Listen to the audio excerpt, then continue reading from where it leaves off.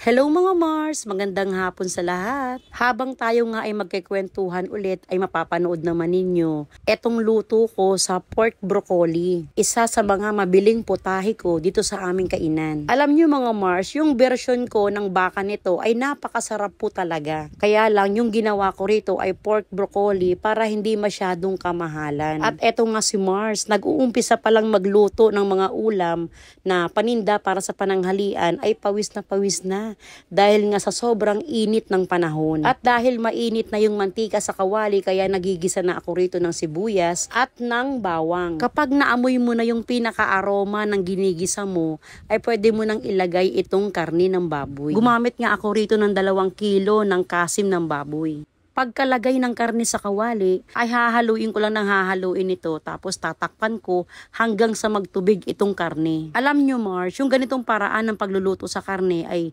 napakaganda po talaga. Mas masarap yung kalalabasan ng luto ng ulam mo. Meron kasi akong isang paraan pa kung paano ko lutuin itong aking ulam na karne.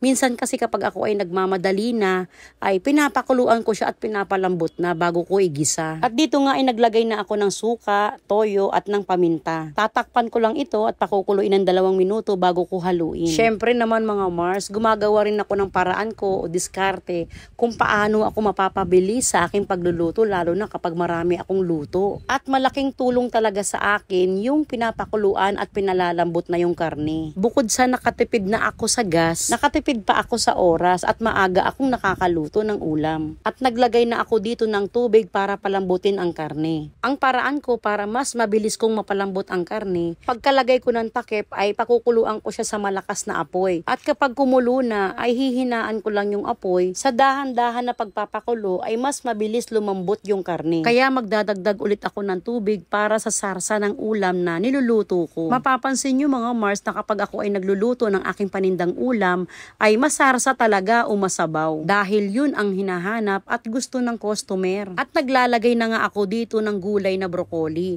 Maglalagay na rin ako ng pampalasang oyster sauce, kaunting asin at ng powdered seasoning. Alam nyo ba mga Mars na kapag ang ulam mo na pangkarenderya ay hindi masabaw o sakto lang yung sarsa na ginawa mo, ang mangyayari sa paninda mong ulam ay matutuyuan ng sabaw o sarsa. Ang nangyayari kasi ganito mga Mars. Kapag niluto mo yung ulam o bagong luto, makikita mo maraming sabaw o sarsa. Pero habang nakadisplay yan sa iyong tindahan o kainan, mapapansin mo, unti-unti natutuyo, lumalapot at nawawala yung pinakasarsa ng ulam. Kumakapit na kasi yung sauce o sarsa sa ulam, lalo na kapag karne talaga yung luto mo. At dahil luto na itong gulay na broccoli ay naglagay na ako rito ng pampalapot.